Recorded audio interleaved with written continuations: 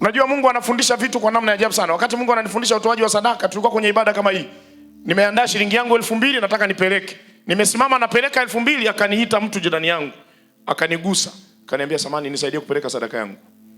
Akachukua wallet afu akaanza kuhesabu. 10,000 ya kwanza, ya pili, ya tatu, ya 4, ya 5, ya 6, ya 7, ya 8, ya 9, ya 10, 11, 12. Paka nikajiuliza huyu jamaa kuna au sikuelewa tangazo. Ni changizo ni kitu gani? Zikafika 18. Maana yake shilingi ngapi hiyo? 180. Akaniambia nisaidie kupeleka nini? Sadaka yangu. Okay. Ikabidi nichukue 2000 yangu nirudishe mfuko wa nyuma.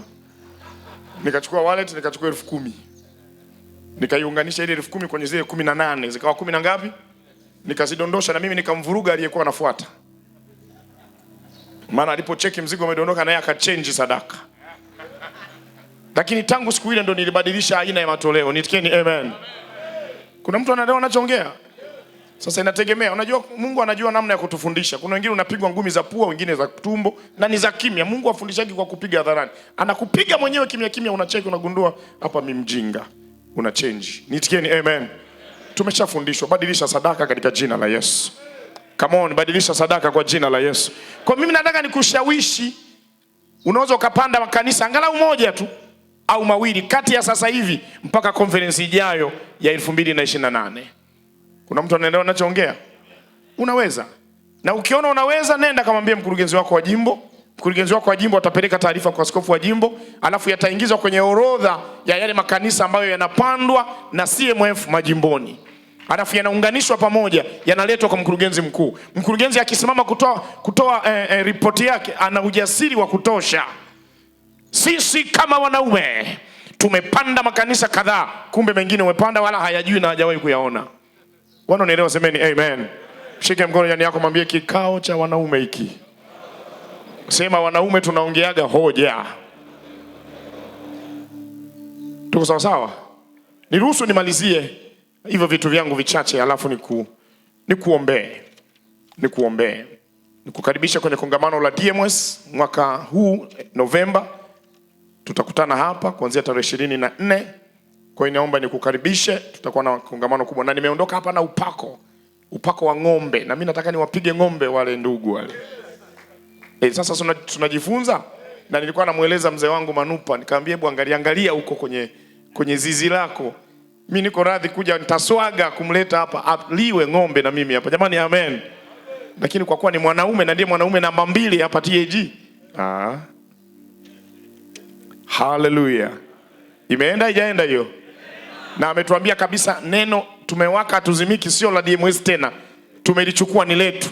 Weka mikono kwa mara ya mwisho. CMF tumewaka. Come on. CMF tumewaka. Hatuzimiki. Tumpe Bwana kelele za shangwe.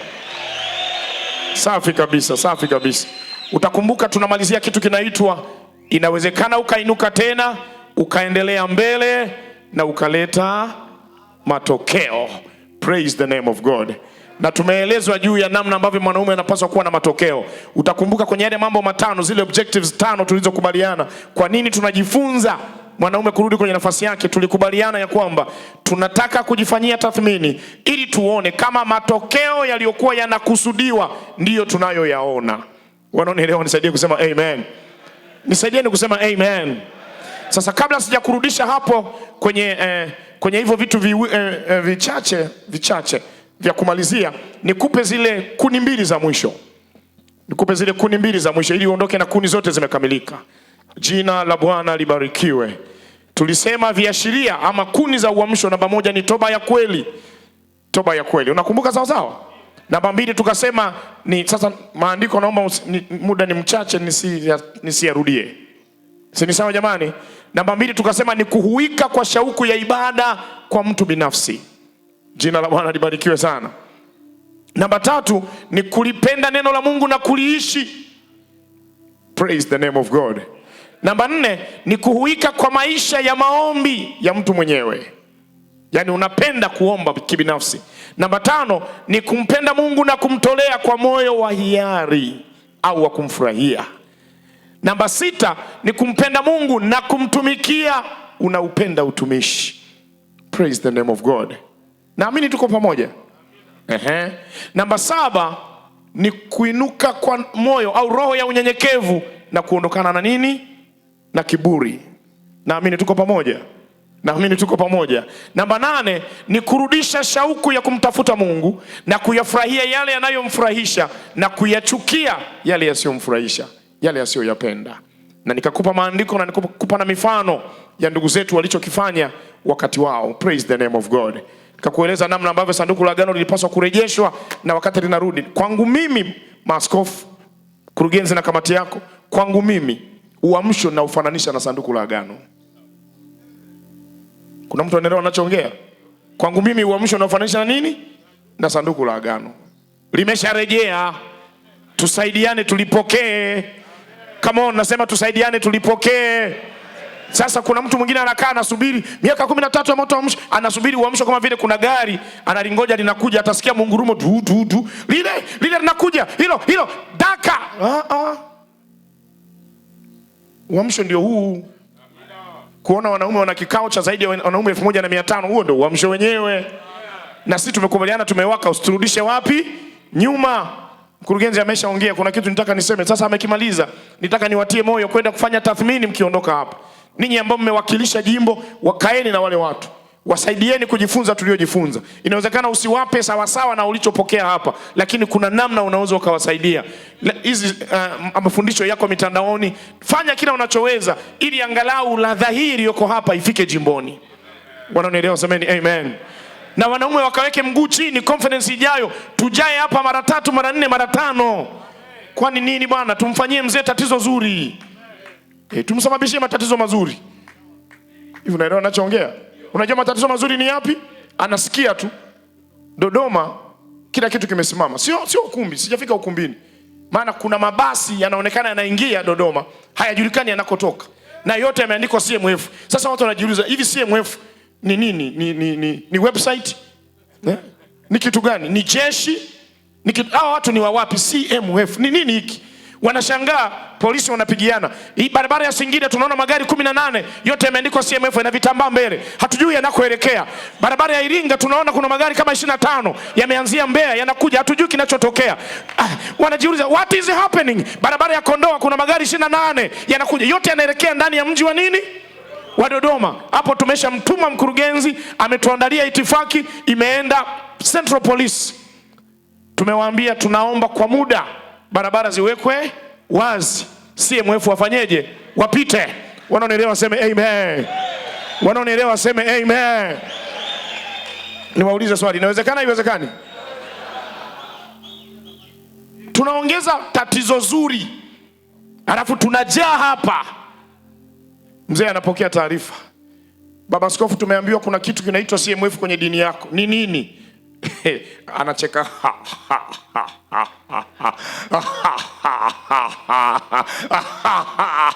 Anawauliza nyinyi nani? Polisi Dodoma? Hao CMF ni wanaume tu, hapo wanawake hawajaja hapo. Hapo wanawake bado, vijana hawajaja, si hizi hawajaja. Hawajaja. Watoto hawajaja hapo, hawajaja watoto hapo. DMS hawajaja hapo bado, hawajaja hapo. Wamisheni hawajaja. Jamani semeni amen. Tunaenea hapa, hatuna pa kulala. Inabidi tuanze kulala chini ya miti. Hakuna cha vitanda, utavilaza wapi? Utaviweka wapi? Mshike mkono jirani yako, mwambie kikao cha wanaume kinaondoka na maamuzi. Na mimi nataka nikutie moyo, hakikisha unapokuja mwakani njoo na mwanaume huyu. Yaani kamshawishi mmoja tu. Mmoja tu. Wangapi wanasema naweza kuleta mmoja? Bakisha mkono juu namna hiyo, bakisha mkono juu namna hiyo. Bakisha mkono juu namna hiyo. Jiite kwa jina, sema mimi Timothy Mwita, conference ijayo naleta mwanaume mmoja kwa jina la Yesu aliye hai. Wanaonielewa sema amen. Mzee jiandae. Jiandae kwa mafuriko. Praise the name of God. Come on, praise the name of God. Namba 8, namba 9. Twende namba 9 ambayo ulikuwa hujaipata hiyo. Namba 9. Kuni nyingine inayoashiria uamsho tayari ni kurudi kazini kwa wanaume. Ni wanaume kurejea kazini. Mzee anasema nimerejeshwa, nimefufuliwa, nimerudi tena kwenye chama changu. Nilikuwa namcheki hapa anazungumza kwa passion, yani mpaka anasahau kwamba bado nguvu hazijarudi zote. Jamani semeni amen. Sasa we unazo zote, hujalazo hata wiki. Huyu aliyekuwa anapiga hapa ameongea masaa mawili karibu na nusu, ujue 2 hours and something, karibu masaa mawili na nusu. Sasa mimi na wewe si wazima, mapafu bado yako poa, tunaweza tukadribu na mpira. Haleluya. Mwambie jirani yako tunarudi kazini. Mbona mwambie mimi narudi kazini. Mwambie sijui kuhusu wewe, ila mimi narudi kazini. Naomba niwaambie tuko live na wanaume wote wanaonisikiliza, agizo ni moja toka Dodoma kwenye kikao kikubwa cha wanaume kuliko vijikao vingine vidogo vidogo vilivyowahi kusikika kokote. Kutoka kwenye kikao hiki tunatangaza, nyanyua mkono mmoja juu, sema wanaume tunarudi kazini. Nyanyua tena sauti yako, weka ngumi namna hii, weka ngumi namna hii. Wanaweka mkono namna hiyo ni wanawake, sisi tunakunja ngumi. Sema wanaume tunarudi kazini. Katika jina la Yesu. Sisi ni wanaume mzee, tunarudi kazini. Nataka nikutie moyo. Let your pastor know. Ruhusu mchungaji wako ajue kwamba umerudi wapi? Kazini. Wasaidie familia pale nyumbani kwako wajue baba amerudi kazini. Ile sauti yako nzito isikike nyumbani. Utendaji wetu wanaume uonekane kanisani. Nataka CMF huko ziwe hai. Asante sana kwa kuagiza matangazo yaingizwe kwenye matangazo ya kanisa. Na mimi hapa ninawakilishi toka kanisani kwangu. Kuanzia Jumapili hii shughuli za wanaume zinawekwa kwenye kipeperushi. Maana ni kweli bwana, biashara ni matangazo. Mimi ni afisa masoko kwa taaluma. Kwa taaluma mimi ni afisa masoko. Wataalamu wa biashara wanatuambia kabla hujaanza biashara yoyote huwa inatumika 75% ya fedha yote ambayo ndio mtaji kwa ajili ya matangazo. Alafu 25% ndio inanunua nini? Bidhaa. Alafu yale matangazo yatawaleta watu kununua 25% ya ile bidhaa uliyonunua kwa 25% ili mtaji ule uanze kugenerate. Kwa hiyo matangazo yakienda, idara imeenda. Wanaonielewa semeni amen. Na niwaombe wanaume huko majimboni tutembee kama wanaume. Tutembee kama wanaume. Nitikieni amen. Tunarudi kazini. Wanaosema tunarudi kazini waseme amina sana kwa Yesu. Andika maandiko yafuatayo. Hagai 1. Hagai sura ya 1 mstari wa 1 mpaka wa mwisho. Muda wangu hautoshi, nilikuwa natamani tusome hilo andiko lote, ni tamu kweli. Sasa muda wangu haunitoshi. Andika Ezra sura ya 5 kuanzia mstari wa 1. Ezra sura ya 5 kuanzia mstari wa 1.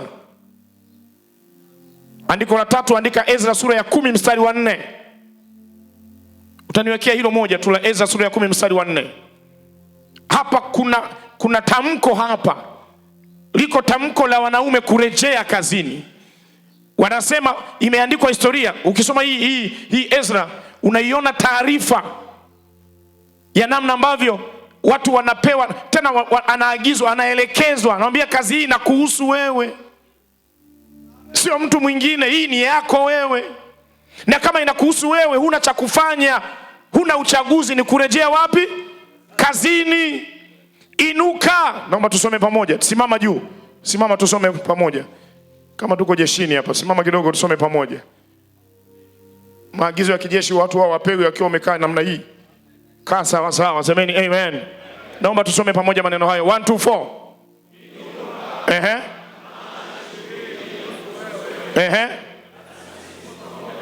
4. Turudie tena. 1 2 twende.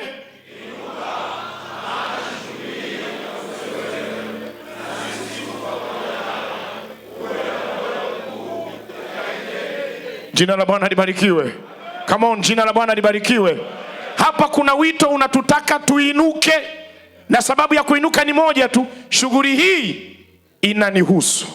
Weka mkono kwenye kifua chako, sema shughuli hii inanihusu. Sema shughuli hii inanihusu. Narudi kazini kwa jina la Yesu aliye hai. Mungu akubariki, naomba ukae. Na point namba 10. Hiyo ilikuwa ni kuni namba 9. Ukiona wanaume wamerejea kazini, jua uamsho tayari. Praise the name of God. Come on, praise the name of God. Na kwa kweli mmepiga kazi kiume. Mmepiga kazi kiume. Mmepiga kazi kiume. Mimi nimewaomba hapa simenti mifuko 1500. Mmepiga 2000. Yaani au sasa ndio wanaume. Au ndio wanaume. Agenda za wanaume huwa hazisumbui. Wanaelewa, semeni amen. 2000. Manake mmempa bonus mkurugenzi mifuko mingapi? 500. That's wonderful. Safi sana. Kuni namba 10. Kuni namba 10. Tunajuaje uamsho unaingia? Tutaona nini tuelewe? Ni ule uamuzi wa dhati ya moyo. Ni ile hali ya uamuzi wa dhati ya moyo wa kuanza tena, kuendelea mbele na kukusudia kutokurudi nyuma. Tarudia maneno hayo. Ni ule uamuzi wa dhati, ama ni ile hali ya uamuzi wa dhati ya moyo wa kuanza tena, kuendelea mbele na kukusudia kutokurudi nyuma. Tarudia mara ya mwisho. Tunajuaje pale pana uamsho? Ni pale tutakapoiona nia ya ndani ya dhati ya moyo ya kukusudia kuanza tena, kuendelea mbele na kutokurudi nyuma. Wanaelewa? Nisaidie kusema amen. Andika maandiko mawili yafuatayo. Andika Nehemia 6:11. Nehemia 6:11. Andika Nehemia 9:38. Nehemia 9:38. Andiko la Hagai natamani ukalisome. Natamani ukalisome mwenyewe kwenye ile point namba 9. Mahali ambapo watu wameacha kazi ya Mungu. Shughuli iliyotakiwa kufanyika haijafanyika. Mungu anaagiza, wanaamua kurudi kazini, wanapanda milimani, wanaenda kukata miti, wanaanza kuijenga upya nyumba ya Bwana. Wanaonielewa nisaidie kusema amen. Na waona wanaume wanaanza kujenga kazi ya Bwana upya ndani ya Tanzania Assemblies of God. Wanaonielewa nisaidieni kusema amina kubwa sana kwa Yesu. Namba 10 ni kukusudia. Unaweka dhati ya moyo, naanza tena, naendelea mbele na kamwe sirudi nyuma. Nehemia nampenda. Hebu weka hiyo. Hiyo hapo. Nehemia nampenda. 6:11. Hebu tusome haya maneno kwa pamoja kwa sauti. 1 2 4. Nikasemaje? Je, twende taratibu, twende na mapause. Ukifika kwenye je, unakunywa maji kidogo. Semeni amen. Tuanze moja. 1 2 4.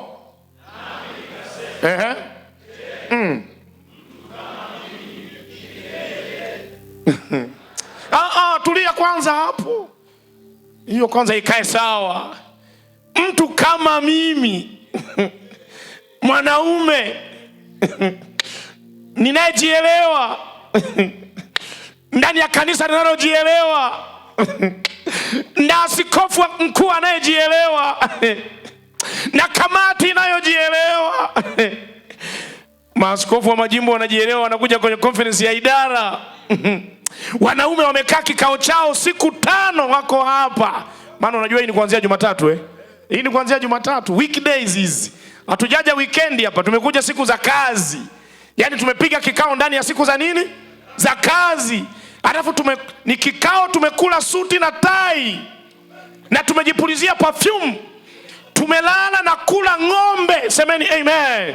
Yaani aina hii ya mwanaume nakimbia. Naenda wapi mimi? Nisaidie kusimama, mshike mmoja jirani yako, mshike mkono. Simama we mwanaume. Nisaidie kumshika mkono, mwambie unanionaje? Angalia sura yangu sawa sawa. Mwambie mimi nikimbie. Mwambie aina hii ya mtu nikimbie. Naenda wapi? Eti nahama kanisa? Eti nahama dini? Naenda wapi mimi? Nakimbilia wapi? Kwa jina la Yesu aliye hai, piga kelele. Anasema rudi pale kwanza, rudi hapo kwanza. Huyu jamaa amenifurahisha. Ameona tuanzie mstari wa 10. Tuanzie wa 10 basi. Simama bado. Tuanzie wa 10. Anzia wa 10, umenifurahisha. Una Pepsi ya baridi wewe dogo. Anzia wa 10. Sasa usivurugikiwe. Mstari wa 10 ndio huo. Mstari wa 10 ndio huo. Mstari wa 10 ndio huo. Ndio huo kuna maneno mazuri niliyaona pale. Alikuwa mstari wa ngapi yale? Kilikuwa ni kichwa cha kwangu nilichoandika. Hebu kirudishe hicho kichwa basi, nimekifurahia. Kiweke hicho kichwa. Uko vizuri sana. Weka hicho kichwa. Tusome hicho kichwa. 1 2 twende.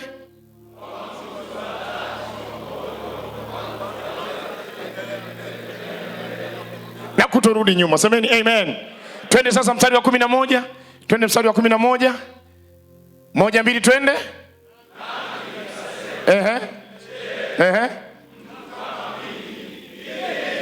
Twende mbele.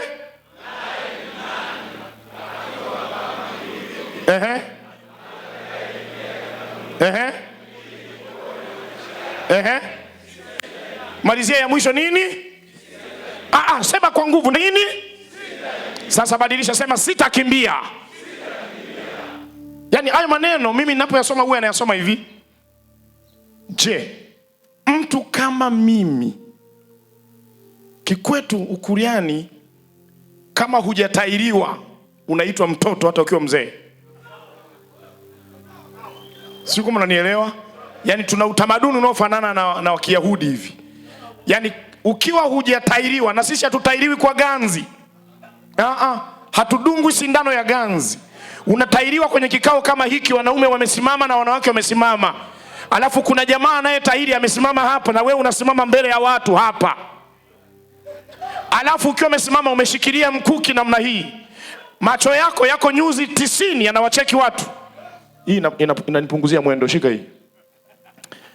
Macho yako nyuzi 90. Niangalie vizuri nikwambie. Alafu wakati unafanya hiyo, wapendwa, naongea na wanaume wa TAG hapa, si ndio? Wakati umesimama namna hiyo, watu wanakucheki na hawaangalii kwingine, wanaangalia wapi? Macho. Alafu yule jamaa yule anayefanya tohara ameshika kisu, amesimama, amekinyoosha kile kisu, alafu anakujia wewe pale uliposimama. Sharti ni moja, utakavyokuwa, ile tunaita kitaalamu body gesture, ule mnyumbuliko wa mwili, jinsi ishara ya mwili, asante, jinsi utakavyokuwa wakati anaanza kukata, unapaswa kubaki vile vile. Ukifanya hata hivi umelia. Ukitikisa kope, yani kama vile kuna kitu unajua kinafanyika kama vile unasikilizia machungu nacho, umelia. Yani tayari umekuwa disqualified na unaitwa omosagane, binti umurisha. Yani unaitwa umurisha ogosagane. Yani wewe ni msichana, tena ni mwanaume asiyetahiriwa. Mnaeleweka ninachoongea? Kwa hiyo unatakiwa, kama macho yako hivi, yabaki hapo. Kama ulikuwa umetabasamu, tabasamu libaki hivyo hivyo, usikunje mdomo tena. Kuna mtu anaelewa ninachoongea? Kuna wakuli hapa? Mohano, come on, Mohano, mpo, si ndio? Si ndio? Ninachosema ni kweli? Sasa huwa anajiuliza, na ukimaliza hapo shangwe lake linatisha. Na hapo sasa ndio unaruhusiwa kuchagua mwanamke katikati ya waliokuwa wamesimama pale. Na wao wako tayari kukuchukua, yani huyu mwanaume hajalia. Wanaonielewa waseme amen. Sasa huwa anajiuliza, mwanaume kama mimi niliyetahiriwa bila kulia, ambaye watu wameshuhudia tohara yangu, nikimbie, yani naenda wapi? Alafu ni nani aliye wa aina kama ya kwangu, akiwa kama mimi nilivyo? Alafu mimi sio kagine neno aingie hekaluni, aingie mitini. Azame mitini, akwepe kazi. Sikimbi. Yani kamwisho kale mimi naandika nini? Sikimbi. Wanaonielewa waseme amen. Come on, wanaonielewa waseme amen. Nyanyua mkono mmoja juu, sema sikimbi. Kwa jina la Yesu. Nyanyua vizuri mkono, tunakula kiapo mwanangu. Hapa tunakula kiapo babake. hiki ni kiapo. Nilikuwa nahubiri mkutano mahali fulani, wakaja masela, ilikuwa Dar es Salaam pale wanaita Moshiba kule chini kule. Nimemaliza kupiga crusade, nimemaliza kuhubiri namna hii, wakati naongoza sala ya toba jamaa mmoja akaja, yeye hakuongoza sala ya toba, kumbe walikuwa mahali fulani wananisikiliza, maana nimepiga injili, wengine tumetoka maisha ya usela. Nimepiga injili nikaongea lugha fulani zenye kodi ya kisela nondo fulani hivi. Jamaa mmoja akasikia, akanifuata. Akamfuata mke wangu akamwambia, "Oya, yule mshikaji yuko wapi?"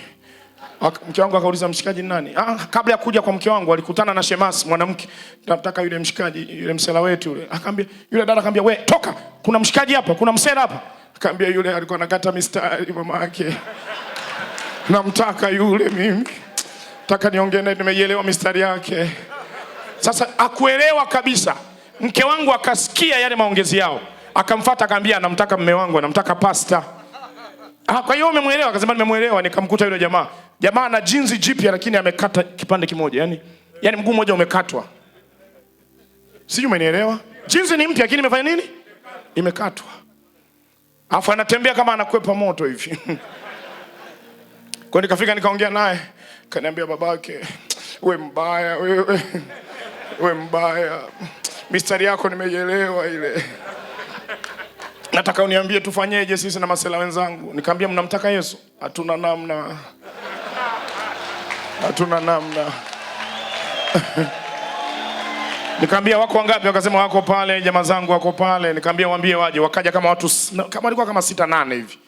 Walikuwa wanavuta bangi mahali, wakasikia gospel ninayopiga pale. Na nikawataja na wao, nikamwambia, "Kama ungekuwa msela nondo unakula ndumu, Yesu yuko hapa kwa ajili yako." Wakasikilizia kwa mbali kwenye maiki, wakaja kufuatilia naye ongea ndumu ni nani.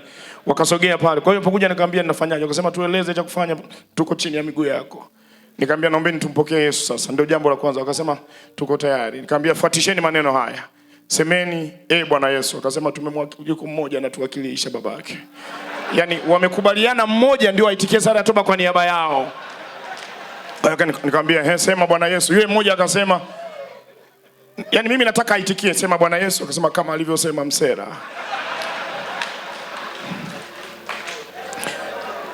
Alafu nikamwambia, "Sema mimi naja mbele zako." Jamaa hakusema hiyo, akasema, "Mzima."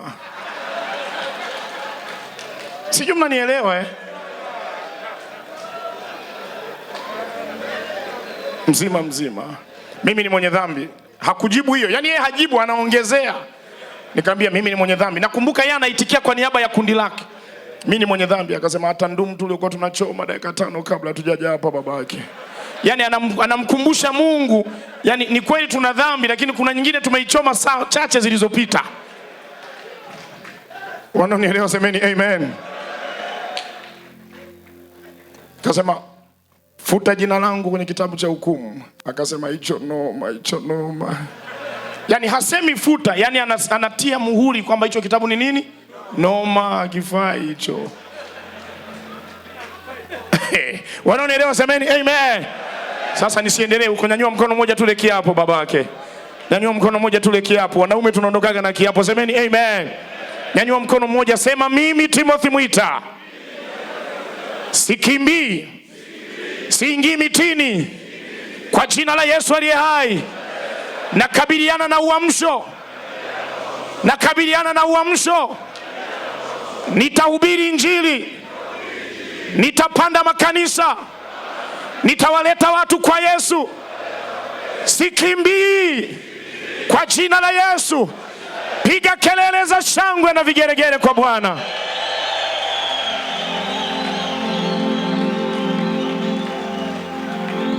Nimemaliza, inatosha, muda wangu umeisha. Inua mikono yako tumshukuru Bwana Yesu. Hatuwezi kumaliza mambo yote leo. Yesu hajarudi. Inua mikono yako juu. Inua mikono yako juu. Niruhusu nifanye jambo moja. Nisaidie tuombe na mtu. Mshike mkono mtu mmoja. Tuondoke na hizi kuni mbili za mwisho katika zile 8 ziwe 10. Tunarudi kazini na hatutarudi nyuma wala hatutakimbia. Usishike watu wawili, mshike mtu mmoja. Mshike mtu mmoja. Ninapomalizia conference hii kwa heshima niliyopewa, nataka tuombe. Mimi nitakuwa ninaomba hapa, lakini nataka umuombee huyo mpendwa.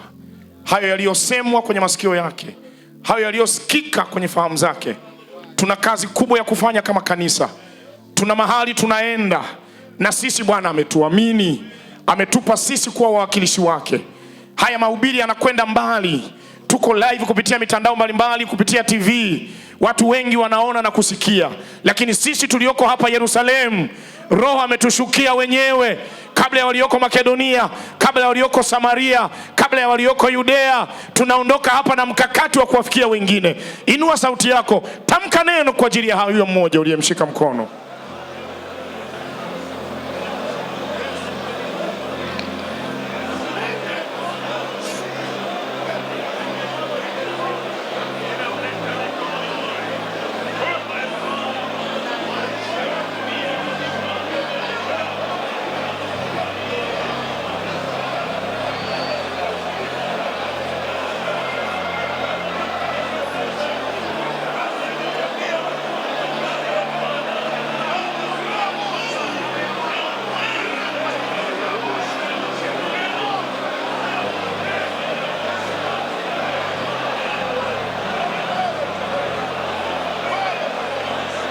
Katika jina la Yesu aliye hai, yale mafuta ya Bwana, ile neema iliyokuwa juu ya Nehemia, neema iliyokuwa juu ya Hagai, neema iliyokuwa juu ya Ezra, inashuka juu yangu, inashuka juu yako. Tunaenda kuitikisa Tanzania, tunaitikisa mipaka yake, tunatikisa wilaya, tunatikisa mikoa, tunatikisa tarafa, tunatikisa kata, tunatikisa vijiji, tunatikisa vitongoji, tunatikisa mitaa.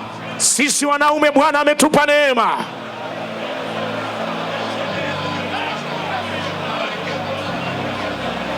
Katika jina la Yesu aliye hai, katika jina la Yesu aliye hai, katika jina la Yesu aliye hai, katika jina la Yesu aliye hai, mimi naenda kuanza moja, ninaenda kuanza upya. Chama changu kinaanza upya.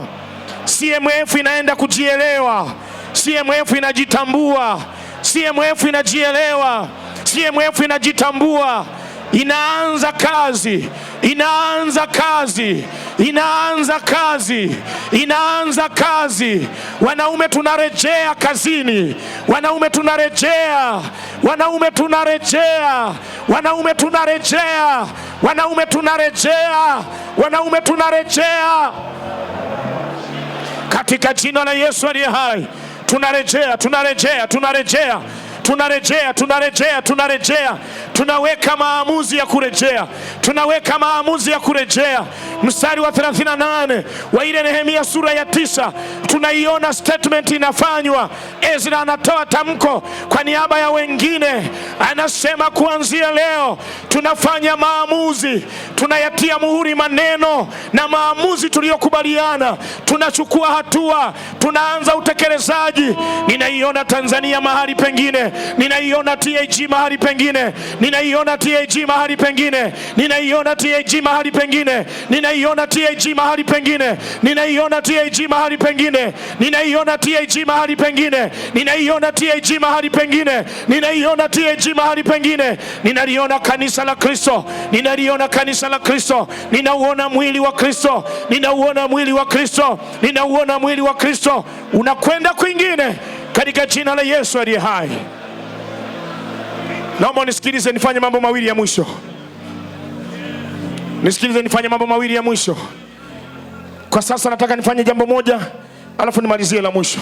Mkurugenzi, give me only 5 minutes. Dakika 5 tu. Nataka sasa tuombe, nataka uliombee kanisa lako unalotoka. Nataka omba kwa ajili ya section unalotoka. Omba kwa ajili ya jimbo unalotoka. Sikiliza maelekezo.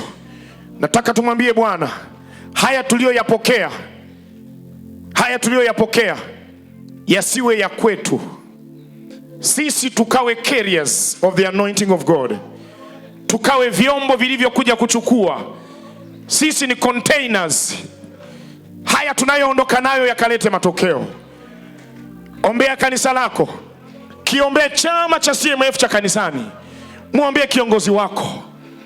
Mkurugenzi wangu, mwenyekiti wangu wa kanisa mahali pamoja akaniambia mwaka huu tumefanya maazimio, tutakupa 500,000 kila mwezi, utajua matumizi mwenyewe. Sisi kama wanaume wa kanisa la mahali pamoja tutakupa 500,000 kila mwezi, utafanya maamuzi mwenyewe ya matumizi. Tunataka pochi ya baba isiwe haina kitu. Ukitoa sadaka ni wewe, ukipeleka familia out ni wewe. Nataka tuombee chama cha CMF cha kanisa la mahali pamoja. Alafu tunataka twende tuombe kwa ajili ya section. Alafu tuombe kwa ajili ya jimbo. Inua sauti yako. Inua sauti yako. Inua sauti yako. Inua sauti yako.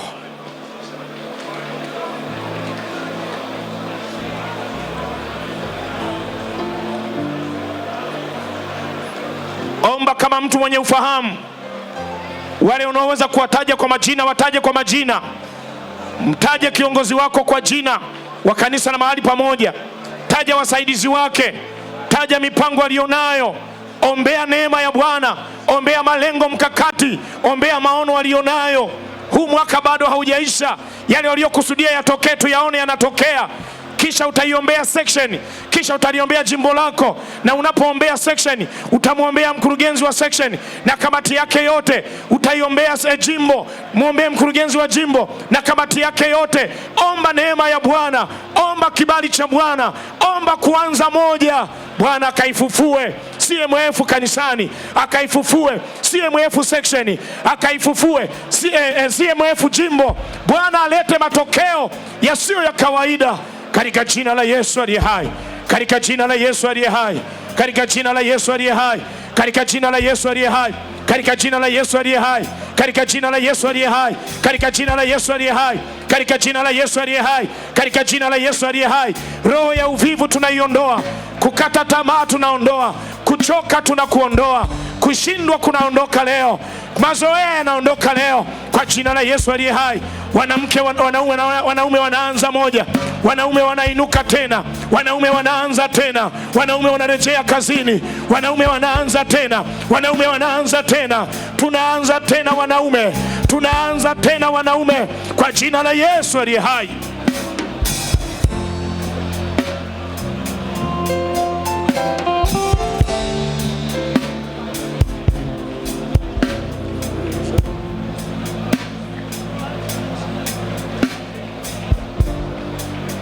Jambo la mwisho. Jambo la mwisho. Jambo la mwisho.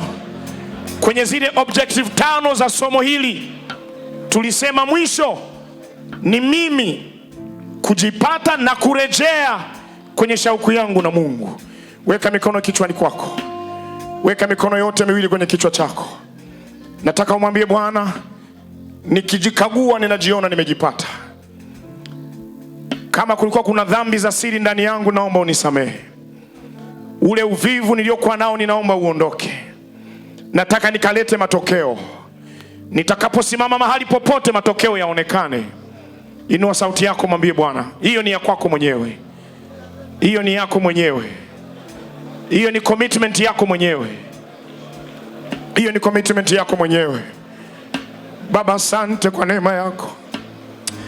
Asante Yesu kwa kuturudia tena Tanzania Assemblies of God. Asante kwa kuturudia wanaume. Tunaenda kufanya malezi mazuri ya watoto wetu. Tunaenda kusimamia ndoa zetu sawa sawa. Na wale ambao bado hawajaoa utawapa neema ya kupata wenza wao walio sahihi. Tunaenda kulisimamia kanisa. Tunaenda kusimamia familia. Tunaenda kusimamia maono.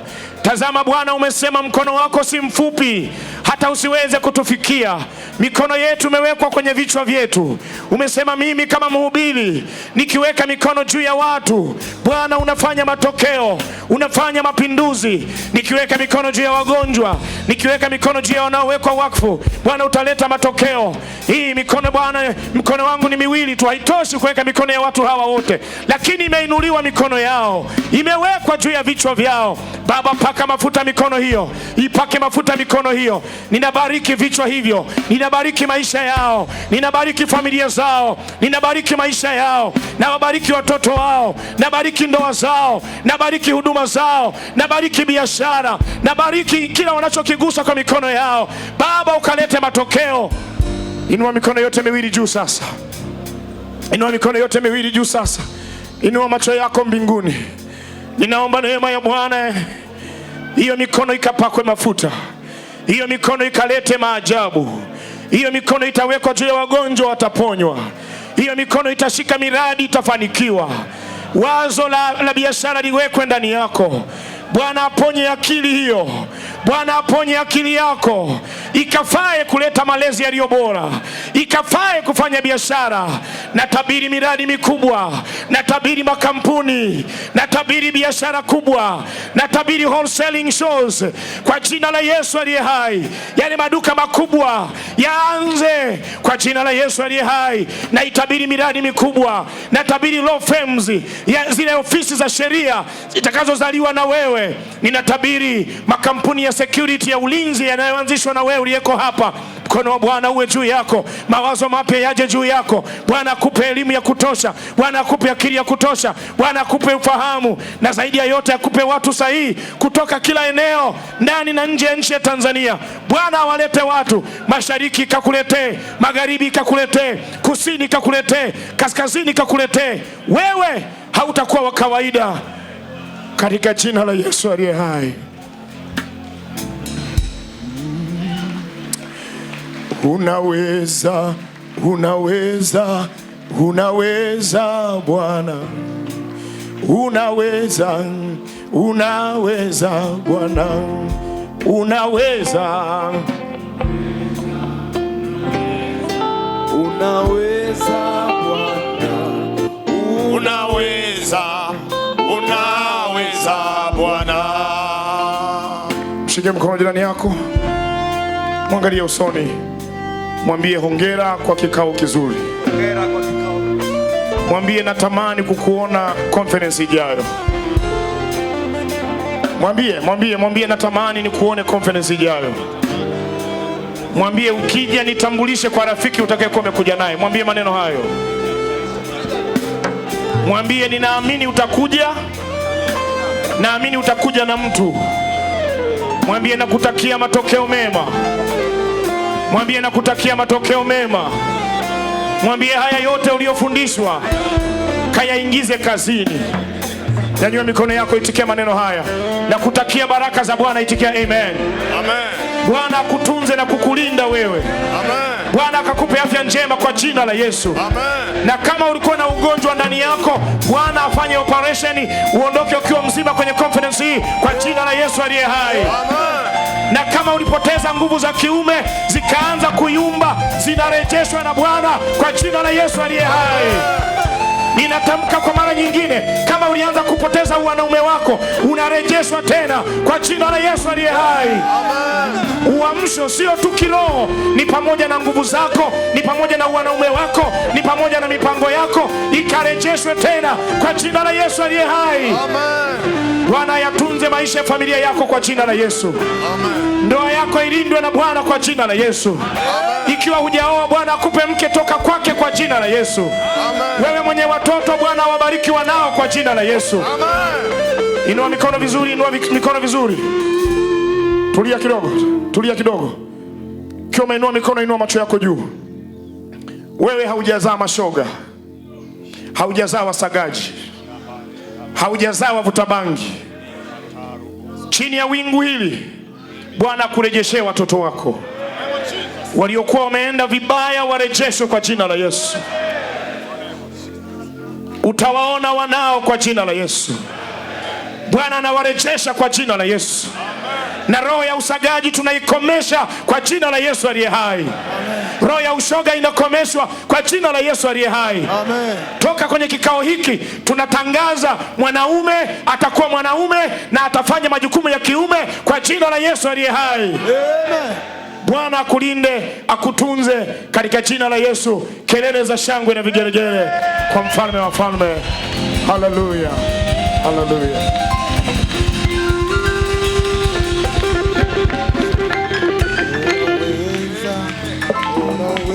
Bwana Yesu asifiwe. Tuonane 2028. Mungu awatangulie. Usiende na kitu ambacho sio cha kwako. Ulikuja vizuri, usiondoke na makwazo. Na kule mwache vizuri mlipokuwa, na tuwe makini. Kama uendi leo